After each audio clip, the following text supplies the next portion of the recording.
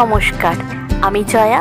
আমার চ্যানেল তেজপাতা হোম ডেলিভারিতে আপনাদের সবাইকে জানাই স্বাগত। আজকের রেসিপিতে রয়েছে ফ্রায়েড রাইস আর চিলি চিকেন।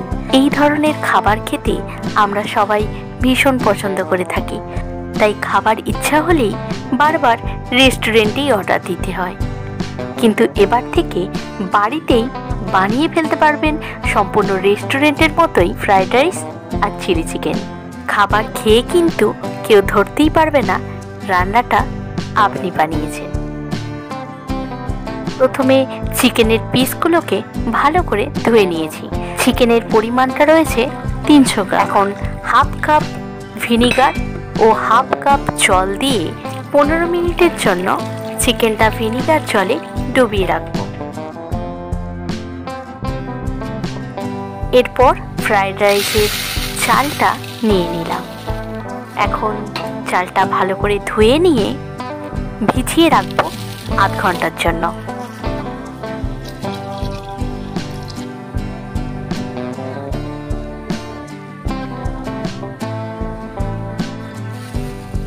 এরপর কাজু কিশমিশ ভিজিয়ে দিলাম।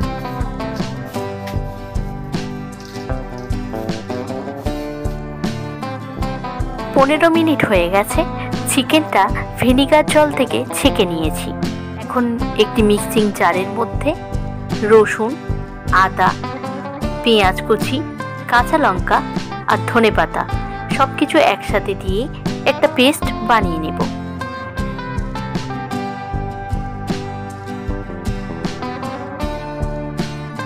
চিকেনের মধ্যে পেস্টটা দিয়ে দিলাম। এরপর অল্প ধনেপাতা কুচি দিয়ে দিলাম। এরপর স্বাদ মতো লবণ আর চিনি দিয়ে দিলাম।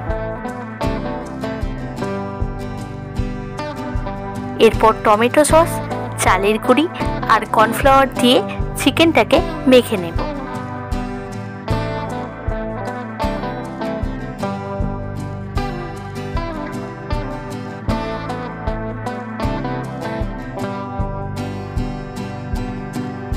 চিকেনটাকে ভালো করে মেখে নিয়েছি। এখন পকোড়া ভেজে নেব। কড়াই সাদা তেল দিয়ে দিলাম। তেলটা ভালো করে গরম হয়ে এলেই পকোড়াগুলো একে একে ভেজে নেব।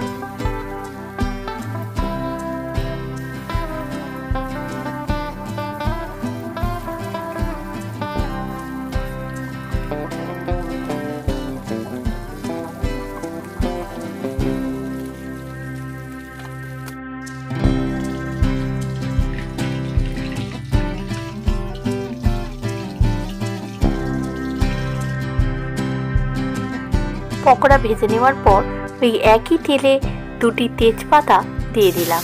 এরপর প্রথমে দিচ্ছি রসুন বাটা। রসুনটা হালকা করে ভেজে নিয়ে এরপর পেঁয়াজ কুচি দিয়ে দিলাম।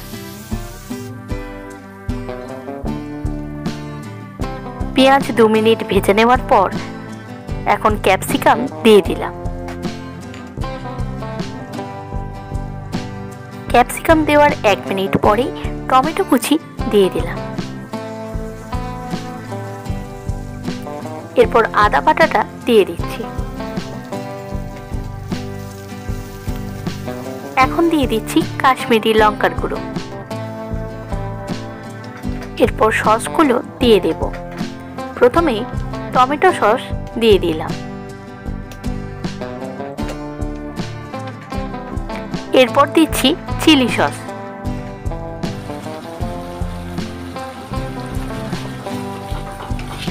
তারপর ওরেস্টা সস দিয়ে দিলাম।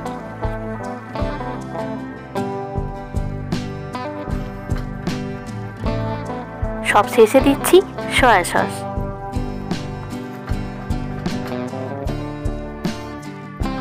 সবকিছু ভালো করে মিশিয়ে নিয়ে পরিমাণ মতো জল দিয়ে দেব। এরপর অল্প ধনেপাতা কুচি দিয়ে দিলাম।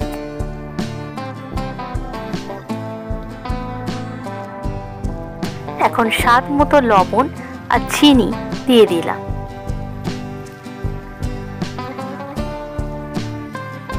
চা চামচের হাফ চামচ আজিনামোটো দিয়ে দিলাম। এখন গ্রেভিটাকে ভালো করে ফুটিয়ে নেব। এর মধ্যে 1 চামচ ভিনিগার দিয়ে দিলাম। গ্রেভিটা এখন সম্পূর্ণ রেডি হয়ে গেছে। ভেজে রাখা পকোড়াগুলো গ্রেভির মধ্যে দিয়ে দিলাম। গ্রেভিটা যেহেতু আগেই ভালো করে ফুটিয়ে রেডি করে নিয়েছি, তাই পকোড়া দেওয়ার পর বেশিক্ষণ আর রান্না করব না। গ্রেভিতে বেশিক্ষণ ফোটালে পকোড়ার কোটিংগুলো আস্তে আস্তে ছেড়ে যায়। হাই ফ্লেমে 2 মিনিট ফুটিয়ে নিয়ে ওভেন বন্ধ করে দিলাম। চিলি চিকেন এখন সম্পূর্ণ রেডি হয়ে গেছে। এরপর রাইসের মশলাটা বানিয়ে নিব। প্রথমে কড়ায় সাদা তেল দিয়ে দিলাম। এরপর ফোড়ন দিয়ে দিচ্ছি তেজপাতা, দারুচিনি, ছোট এলাচ, লবঙ্গ, জয়িত্রী আর সাজিরা। এরপর পেঁয়াজ কুচি দিয়ে দিলাম। পেঁয়াজটা 50% ভেজে নেব। এরপর ক্যাপসিকাম কুচি দিয়ে দিলাম। ক্যাপসিকামটা জাস্ট 1 মিনিট তেলের মধ্যে নাড়াচাড়া করে নেব। এরপর বিনস দিয়ে দেব।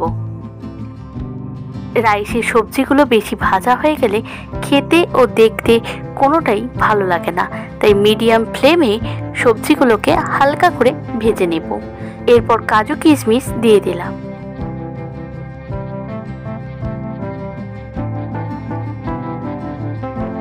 এরপর 1 চামচ ঘি দিয়ে দিলাম। রাইসের মশলাটা এখন রেডি হয়ে গেছে, এটাকে নামিয়ে ফেলবো। এরপর কড়ায় জল দিয়ে দিলাম।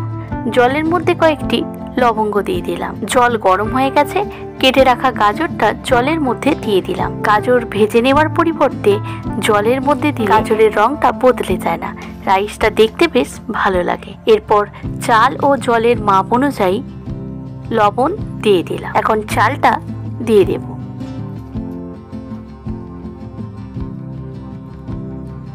চালটা এখন রেডি হয়ে গেছে, ছেঁকে নেব। চাল ছেঁকে ফেলার সাথে সাথেই রাইসটাকে রেডি করে নিতে হবে। ঠান্ডা হয়ে গেলে চিনি রাইসের মধ্যে ভালো করে মিশবে না, তাই একটি পাত্রের মধ্যে প্রথমে গরম মশলার গুঁড়ো দিয়ে দিলাম। এরপর বিনস আর ক্যাপসিকামের রাইস মশলাটা দিয়ে দিলাম। তারপর রাইসটা দিয়ে হালকা করে চিনি দিয়ে দিলাম। এইভাবে পরের লেয়ারটাও দিয়ে নেব। প্রথমে রাইস মশলা দিয়ে দিলাম, এরপর গরম মশলা, হালকা করে গোলমরিচ গুঁড়ো আর 1 চামচ গোলাপ জল দিয়ে দ্বিতীয় লেয়ারটা দিয়ে নিলাম। এরপর থার্ড লেয়ার দিয়ে নেব। প্রথমে রাইসটা দিয়ে দিচ্ছি, এরপর দিচ্ছি চিনি। গোলমরিচ গুঁড়োর মধ্যে যেহেতু ঝাল আছে, তাই প্রত্যেক লেয়ারে গোলমরিচ গুঁড়োটা ব্যবহার করব না, ওটা কেবলমাত্র যে কোনো একটি লেয়ারেই দিয়ে নেব। আপনারা যদি অনেকটা চালের রাইস বানিয়ে থাকেন, সেক্ষেত্রে আপনারা যে কোনো 2টি বা 3টি লেয়ারে গোলমরিচ গুঁড়োটা হালকা করেই ব্যবহার করবেন। এরপর রাইস মশলা আর গরম মশলা দিয়ে দিলাম। রাইসের ফ্লেভারটা আরেকটু সুন্দর আনার জন্য ঘি দিয়ে দিলাম। এখন ঢাকা দিয়ে রাইসটাকে 15 মিনিট রেখে দেব। আজকের ফ্রাইড রাইস একদম রেডি হয়ে গেছে। দেখুন রাইসটা কতটা ঝরঝরে হয়েছে। যেহেতু রাইসটাকে প্রত্যেক পাটে পাটে সাজিয়ে নিয়েছি, তাই এটাকে আলাদা করে আর মেশাতে লাগবে। পরিবেশন করার সময় যে কোনো একটি ধার থেকে রাইসটাকে এইভাবে কেটে নিলেই আপনারা দেখতে পাবেন রাইসটা ঠিক কতটা সুন্দর মিশে যাচ্ছে। এক্ষেত্রে আপনাদের রাইসের পরিমাণ যদি অনেক বেশিও হয়ে থাকে, তাহলেও দেখবেন রাইসটা বানাতে আপনাদের কোনো রকম কোনো অসুবিধা হচ্ছে না, আর রাইসের টেস্টও কিন্তু অনুষ্ঠান বাড়ির মতোই আসবে। আজকের ভিডিওটা ছিল এতটুকুই। আবার কোনো অন্য রেসিপির সাথে নতুন ভিডিও নিয়ে চলে আসবো আমার চ্যানেল তেজপাতা হোম ডেলিভারিতে। আজকের ভিডিওটা যদি আপনাদের ভালো লাগে, তাহলে অবশ্যই কিন্তু আমাকে কমেন্ট করে জানাবেন, আর তার সাথে ভিডিওটাকে লাইক করতে কিন্তু ভুলবেন না। আপনারা সুস্থ থাকবেন, ভালো থাকবেন। আজ এটুকুই, ধন্যবাদ।